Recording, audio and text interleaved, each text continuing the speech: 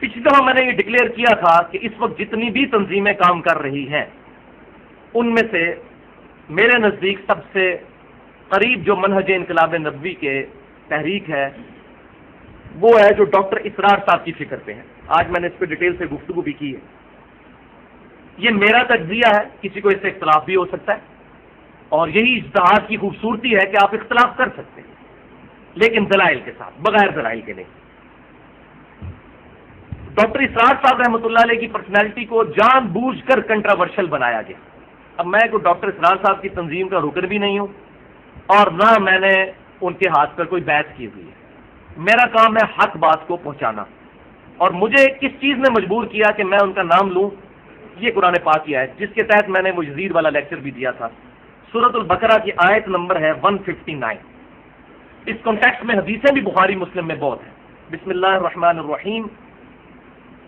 ان الذین یکتمون ما انزل اللہ من البینات والہدی، بے شک وہ لوگ جو کہ چھپا لیتے ہیں ہدایت کی روشن نشانیوں میں سے وہ چیزیں جو اللہ نے نازل کی ہیں.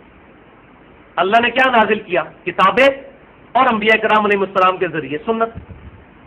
من بعد ما بیناہ للناس، اس کے بعد کہ اللہ تعالیٰ نے لوگوں کی ہدایت کے لیے ان کو بیان کر دیا. فی الکتاب، اپنی کتاب میں. اولئک یلعنہم اللہ ویلعنہم اللاعنون، ان پر اللہ کی لعنت اور تمام لعنت کرنے والوں کی لعنت جو حق بات کو چھپا دیں. یہ اللہ فرمایا. اگر آپ صلی اللہ علیہ وسلم نے فرمایا صحیح بخاری میں انٹرنیشنل نمبرنگ کے مطابق 2812 نمبر حدیث میں کہ عمار کو باغی جماعت قتل کرے گی، عمار ان کو جنت کی طرف بلائے گا اور وہ عمار کو دوزخ کی طرف بلائیں گے، تو ہمارے پیٹ میں اب درد نہیں ہونی چاہیے. ہمیں حق بات کو آپ صلی اللہ علیہ وسلم کے ریفرنس سے قبول کر لینا چاہیے. الا الذین تابوا، ہاں وہ لوگ جنہوں نے توبہ کر لی، وَأَصْلَحُوا، اور اپنی اصلاح بھی کی. صرف توبہ نہیں، توبہ استغفار نہیں، اپنی اصلاح. اصلاح کیا ہوگی؟ کہ جو حرکتیں کی تھی ان سے رجوع کریں. وَبَيَّنُوا، اور ان باتوں کو بیان کر دیا جو چھپائی ہوئی تھی. دیکھیں وہ بیان کریں گے تو تب ان کی توبہ قبول ہوگی. فَأُولَٰئِكَ أَتُوبُ عَلَيْهِمْ، تو ایسے لوگ ہیں جن کی توبہ قبول ہوگی. وَأَنَا التَّوَّابُ الرَّحِيمُ، اور میں توبہ قبول کرنے والا رحم فرمانے والا ہوں. اللہ تعالیٰ انہی کی توبہ قبول کرے گا جو حق بات لوگوں تک پہنچا دیں گے. اگر غصہ آنا ہے تو پھر قرآن اور سنت پر غصہ آنا چاہیے، بات بیان کرنے والے پر غصہ نہیں آنا چاہیے. یہ تو 2 نمبر پالیسی ہے نا. تو ڈاکٹر صاحب کی پرسنالٹی کو بھی اس طریقے سے کنٹراورشل بنایا گیا ہے. اس لیے میں اسی کے تحت ان پر جو چند بڑے ایلیگیشن لگائے جاتے ہیں ان کو میں تھوڑا سا کلیئر کر دوں. پہلا ان پر اعتراض لگا تھا وحدت الوجود کے حوالے سے، اس پر میں نے پورا لیکچر ریکارڈ کروایا ہے. نور من نور اللہ کا عقیدہ، وحدت الوجود اور علم الکلام، مسئلہ نمبر 41 کے نام سے اہل سنت پاک.com پر رکھا ہوا ہے. واقعی ڈاکٹر صاحب سے بیان کے دوران ایسی گفتگو ہو گئی تھی جس سے وحدت الوجود کا جو غلط پہلو ہے اس کی طرف شائبہ جاتا تھا، اور الحمدللہ میں نے ان کے ساتھ گفتگو کر کے اس کو کلیئر کیا ہے، اور میں نے وہ ساری بات جو ہے اس میں لیکچر میں بتا دی ہے. آج محل نہیں اس کا.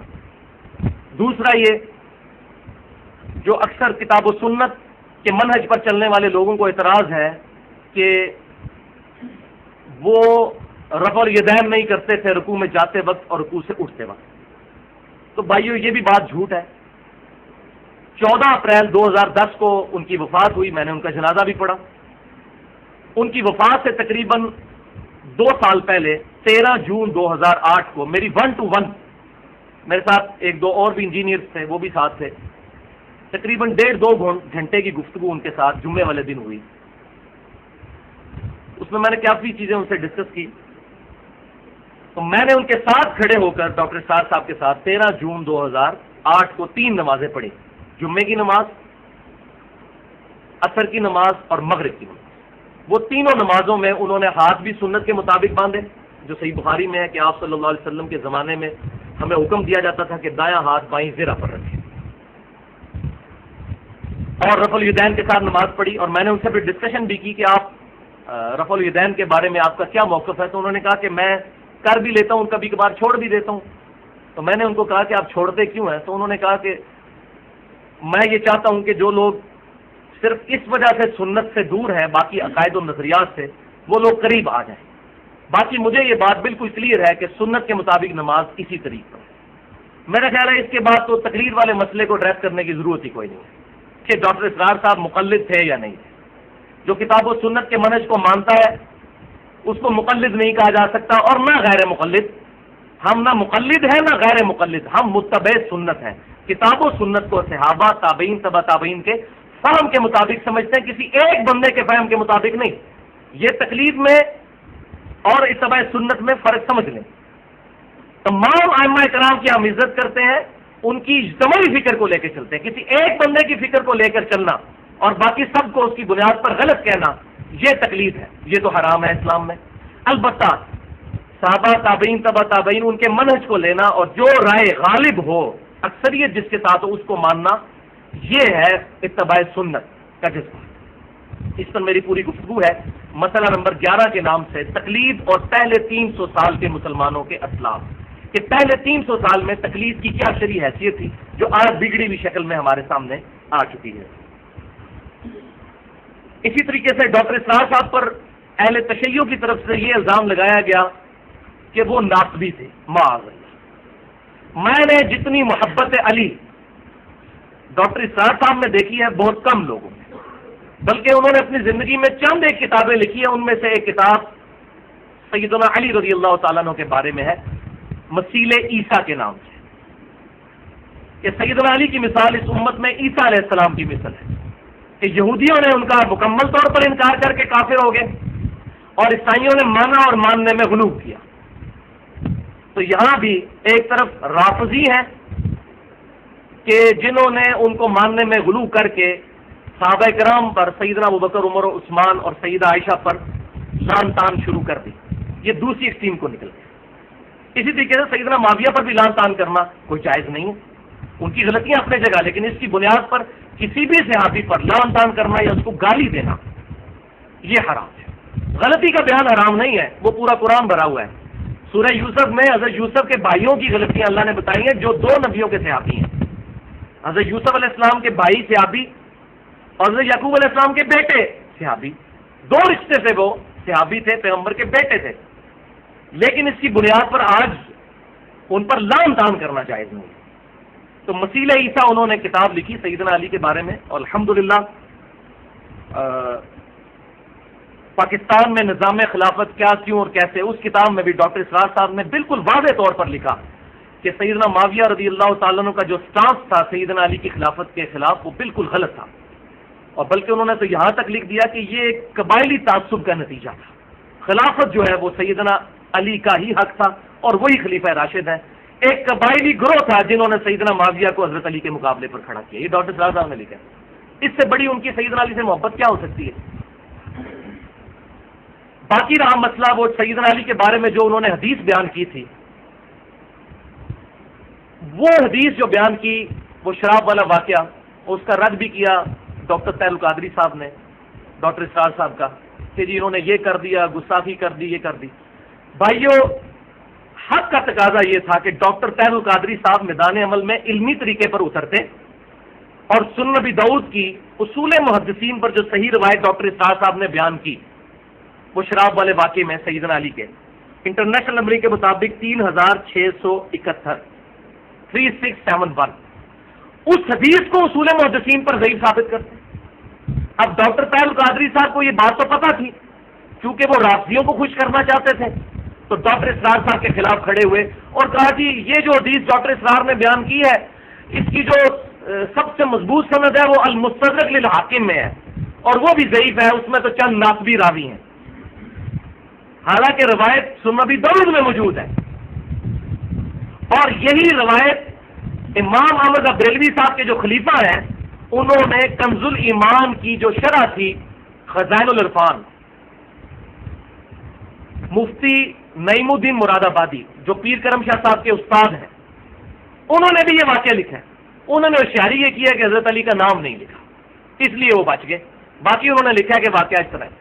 اب ٹھیک ہے، اس پہ بحث ہو سکتی ہے، کوئی بندہ اصول محدثین پر اگر اس روایت کو ضعیف ثابت کر دیتا تو ٹھیک ہے، میدان عمل میں اترے تو روایت کو ضعیف ثابت کرے، لیکن اگر روایت صحیح ہے تو پھر یہ نہیں ہونا چاہیے کہ حق سے اناد کیا جائے کہ جو اپنے مطلب کی حدیثیں ہیں وہ مان لی جائیں اور جو اپنے خلاف جاری ہیں ان کا انکار کر دی جائے۔ اور ویسے بھی وہ روایت کوئی سچ ایسی بھی نہیں کہ جس کی وجہ سے سیدنا علی کی حرمت پر کوئی اثر آتا ہو، وہ تو واضح موجود ہے کہ حرمت شراب سے پہلے کا وہ واقعہ۔ تو بہرحال میری اس میں رائے یہ ہے کہ اگر کسی نے اختلاف کرنا ہے تو علمی طریقے سے کرے، دو نمبری کے ساتھ نہ کرے۔ اسی طریقے سے ڈاکٹر اسرار صاحب پر یزیدیت کا الزام لگایا گیا، یہ بھی 100% غلط ہے، اور بلکہ مجھے حیرانگی ہوتی ہے اہل تشیع کے اوپر کہ وہ ڈاکٹر اسرار صاحب کے جانی دشمن اور ذاتی دشمن بن چکے ہیں، صرف اپنے مولویوں کی پٹی پڑھانے کی وجہ سے۔ اور عجیب و غریب یوٹیوب کے اوپر ویڈیوز جو ہے وہ کہیں جو ہے وہ کتے کی شکل بنائی ہوئی ہے اور وہ بھونکتا ہوا دکھایا اور ڈاکٹر اسرار صاحب کی شکل آگے لگائی گئی۔ یہ علمی طریقہ ہے کسی کی غلطی نکالنے کا، اور خود پڑھتے نہیں ہیں کہ ڈاکٹر اسرار صاحب نے پورا ایک لیکچر دیا ہے ARY ڈیجیٹل کے تھرو جو یوٹیوب پہ رکھا ہوا ہے، شہادت حسین، 1 گھنٹے کا، آف دا وے جا کے انہوں نے حضرت حسین کو سپورٹ کیا ہے، آف دا وے جا کے۔ ایک تو ہوتا ہے نا بالکل وے پر، آف دا وے، اور انہوں نے بالکل وہ مانگے دول یہ بات کی کہ سیدنا حسن کی صلح کے بعد خلافت راشدہ ختم، ملوکیت شروع ہے، اوپر والی اسلام کے جو منارہ تھا اس میں سے ایک حصہ غائب ہوا اور دوسرا حصہ اس وقت غائب ہوا جبکہ یزید بن معاویہ جو ہے وہ حکومت پر چڑھ گیا۔ یہاں تک ڈاکٹر اسرار صاحب لکھے، پھر حضرت حسین کو سپورٹ کیا۔ تو یہ اس بات کا ثبوت ہے کہ حضرت حسین رضی اللہ تعالیٰ عنہ کی فکر ان کو سمجھ، ادروائز کبھی بھی حضرت حسین کو سپورٹ نہ کرتے۔ اسی لیے میں سمجھتا ہوں کہ خلافت کے حوالے سے جو ان کی کوششیں ہیں وہ تینوں لٹمس ٹیسٹ جو میرے نزدیک ہیں، آپ اختلاف بھی کر سکتے ہیں، ان پر پورا اترتے ہیں۔ تو میرے جیسا بندہ جو کہ اہل بیت سے محبت کرنے والا ہے، صحابہ کرام علیہم رضوان سے محبت کرنے والا ہے، نہ تو ہم رافضیوں کی طرح صحابہ کرام پر لان تان کرتے ہیں، نہ ان کو گالی گلوچ دیتے ہیں۔ غلطی پوائنٹ آؤٹ کرنا الگ چیز ہے، وہ میں نے بتا دیا، اس کی بنیاد پر لان تان کرنا یہ حرام ہے، اور ممبروں پر گالیاں نکالنا یہ حرام ہے۔ اور نہ ہم اس طرح ہے کہ ہم اہل بیت کی محبت میں غلو کرتے ہوئے غلط چیزیں، غلط عقائد ان کے ساتھ منسوب کر دیں کہ اب سیدنا علی کی محبت کا تقاضا اگر کوئی یہ سمجھتا ہے، صحیح مسلم میں حدیث ہے انٹرنیشنل نمبرنگ کے مطابق کتاب الایمان چیپٹر میں 240 نمبر حدیث ہے، علی سے محبت نہیں کرے گا مگر مؤمن، علی سے بغض نہیں رکھے گا مگر منافق۔ اب اگر کوئی اس حدیث کے تحت یا علی مدد کہنا شروع کر دیتا ہے تو علی کا دشمن ہے۔ سیدنا علی کی محبت کا تقاضا یہ نہیں ہے کہ سیدنا علی کو مشکل کشا مان کر ان کی عبادت شروع کر دی جائے، کیونکہ ایاک نعبد و ایاک نستعین، عبادت صرف اللہ کی اور دعا صرف اللہ کی۔ دعا کیا ہوتا ہے؟ غائب میں مدد کے لیے پکارنا، تو غائب میں مدد کے لیے پکارنا یہ اللہ کے ساتھ خاص ہے۔ اس چیز کا تو جھگڑا ہی نہیں ہے کہ سیدنا علی رضی اللہ تعالیٰ عنہ کو اختیار ہے یا نہیں، شیخ عبد القادر جیلانی رحمۃ اللہ علیہ کو اختیار ہے یا نہیں، فرشتوں کو اختیار ہے یا نہیں، اس کا تو جھگڑا ہی نہیں ہے۔ فرشتوں کو اختیار ہے نا بارش برسانے کا، اللہ تعالیٰ نے ان کی ڈیوٹی لگائی، تو کیا ہم بارش فرشتوں سے مانگیں گے تو مشرک ہو جائیں گے۔ اللہ سے کہیں گے کیا اللہ بارش برسا، اللہ فرشتوں کو بھیجے، ہواؤں کو بھیجے، کسی بھی چیز کو بھیجے، یہ اللہ تبارک و تعالیٰ کی مشیت ہے۔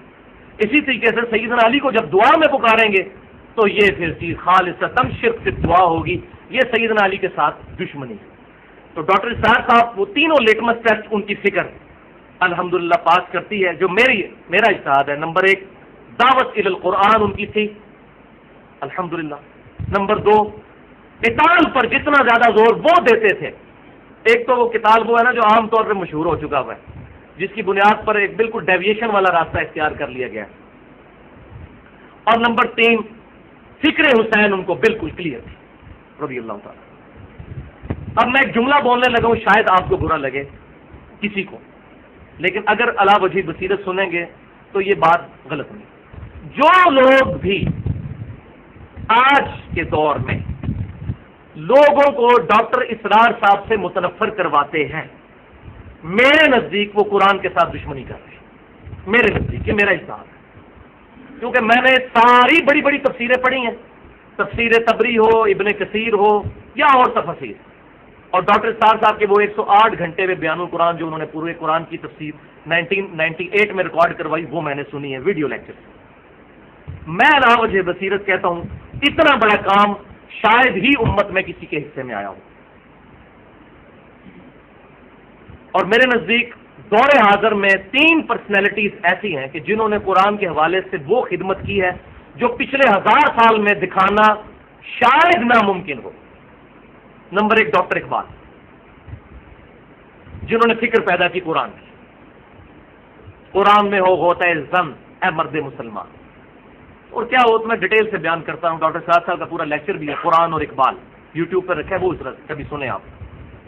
دوسری پرسنالٹی جن کو ڈاکٹر اقبال ہی نے اپنی زندگی میں پوائنٹ آؤٹ کر دیا تھا کہ یہ بندہ امت کو لیڈ کرنے کی، اگر کوئی پوری دنیا میں اس وقت کوئی بندہ مسلمانوں کو لیڈ کر سکتا ہے انٹلیکچوئل لیول پر. الازہر یونیورسٹی میں بھی انہوں نے خط لکھے، ادھر سے بھی ان کو کوئی بندہ اس لیول کا نظر نہیں آیا. اور وہ دوسری پرسنالٹی ہے مولانا مودودی رحمۃ اللہ علیہ، اور پھر ان کے شاگرد ڈاکٹر اسرار صاحب. یہ 3 پرسنالٹی، یہ میرا اجتہاد ہے، کسی کو بھی حق ہے اس کے ساتھ اختلاف کر سکتا ہے، لیکن میں یہ سمجھتا ہوں کہ مولویوں نے صرف اپنی روٹیوں کے چکر میں ایسے لوگ جو دین کو آج کے پڑھے لکھے لوگوں کے تک پہنچا سکتے تھے، ان کے اور آج کے پڑھے لکھے لوگوں کے درمیان کمیونیکیشن گیپ نہیں ہے، باتوں کو سمجھتے ہیں. اب مولویوں کو بیچاروں کو کیا پتا جیولوجی کیا ہے، ایسٹرونومی کیا ہے، ایمبریولوجی کیا ہے، اور قرآن میں 1000 سے زیادہ آیات سائنٹیفک فیکٹس کے اوپر ہے. اور آج میں دیکھ رہا ہوتا ہوں کئی بار سوال ایسے ٹی وی پہ نوجوان کر رہے ہوتے ہیں جو میرا خیال ہے مولوی سمجھ بھی نہیں سکتے، جواب دینا تو بڑی دور کی بات ہے.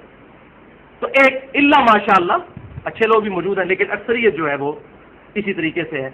بہرحال اس حوالے سے ڈاکٹر اسرار صاحب کی جو فکر ہے اسی طریقے سے. دوسرے نمبر پہ اگر میں سمجھتا ہوں کوئی فکر تھوڑی سی ڈیویشن کے ساتھ، وہ جماعت اسلامی کی فکر ہے کہ جو کتاب و سنت کے اس منہج کے قریب ترین ہے، جس طریقے پر کام ہونا چاہیے. باقی کمزوریاں اپنی جگہ، کمزوریوں کو ہمیشہ ذہن میں رکھیں، کسی سے بھی کوئی غلطی ہو سکتی ہے، غلطیوں سے کوئی بندہ مبرہ نہیں ہے، لیکن اوور آل منہج کو دیکھنا کہ دعوت الی القرآن، قتال کی لوگوں کو ترغیب دلانا، اور اسی طریقے سے خلافت کو فکر حسین کے اعتبار سے سمجھنا کہ خلافت کیوں نظام اس کا ضروری ہے.